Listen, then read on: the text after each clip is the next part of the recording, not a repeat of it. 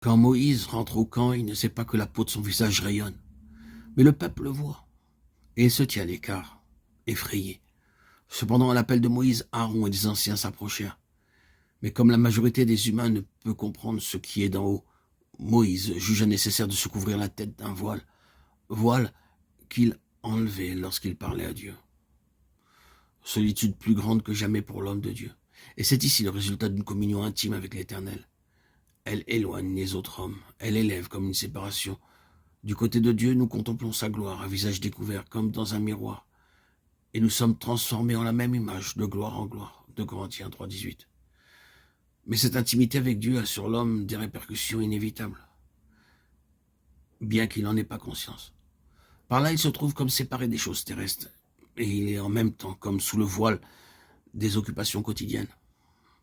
Regardé comme inconnu, et cependant bien connu, comme mourant, et cependant nous vivons, comme châtiés, mais nous n'en mourrons pas, pressés de toutes les manières, mais non réduits à l'extrémité, perplexes, mais non sans espérance, sans cesse livrés à la mort pour l'amour de Jésus, afin que la vie de Jésus soit aussi manifestée dans notre chair mortelle. Mais nous avons ce trésor dans des vases de terre, afin que l'excellence de cette puissance soit attribuée à Dieu et non à nous. 2 Corinthiens 6, 9, 10. 4, 8, 12. Désormais, l'activité de Moïse se borne surtout à dire au peuple la volonté de Dieu. Et il est relaté qu'il était un homme fort, doux, plus qu'aucun homme qui soit sur la terre. Nombre 12, 3. C'est ici la marque de la vie céleste et le résultat de la communion intime avec Dieu. En invitant à venir à lui ceux qui chancellent sous le fait du jour, le Fils de Dieu a dit de lui-même « Je suis doux et humble de cœur ». Et dans la mesure où nous participons à sa vie et nous sommes rendus conformes à son image, nous manifestons aussi cet esprit doux et paisible qui est d'un grand prix devant Dieu. Cette douceur de l'homme qui a vu Dieu face à face, nous la discernons désormais dans la vie de Moïse. Souffrance, épreuves se multiplient lui venant de ce peuple auquel il a consacré sa vie. Elles deviennent toujours plus douloureuses. Il apprend ainsi ce qu'est la longue patience de Dieu envers l'homme pécheur.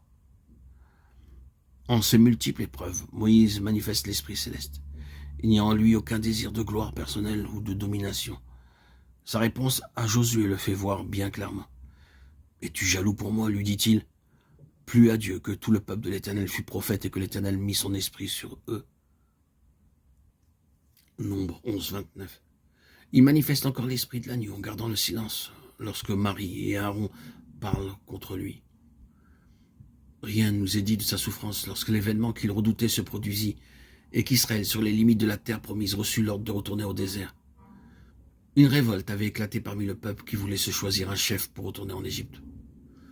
À nouveau, Dieu veut les détruire et fait de Moïse le chef d'une autre nation. À nouveau, le prophète intercède. En acceptant l'offre divine, il s'épargnait les longues années du désert et la direction de ce peuple nombreux et toujours rebelle. Mais refusant de penser à lui-même, il décida plutôt de partager le châtiment et le sort d'Israël.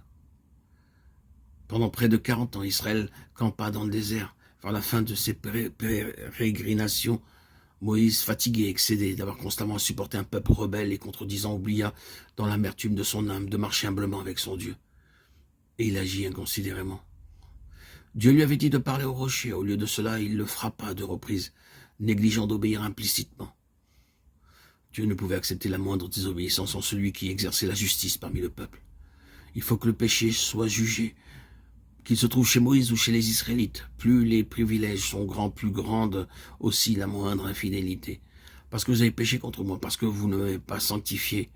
Aaron et toi, tu verras le pays devant toi, mais tu n'y entreras point. Deutéronome 32, 51, 52.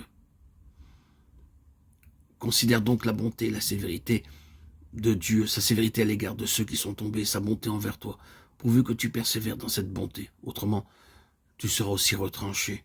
Romains 11, 22. Ne t'élève point par orgueil, mais crains. À nouveau, Moïse monta vers un sommet, celui de Pisga. De là, il vit la terre promise. Là, il mourut et fut enterré par Dieu lui-même. Il avait 120 ans. Sa vue n'était point affaiblie et sa vigueur n'était point passée. Il n'était ni usé ni brisé malgré les souffrances et les épreuves accumulées des années du désert, car sa force était en Dieu.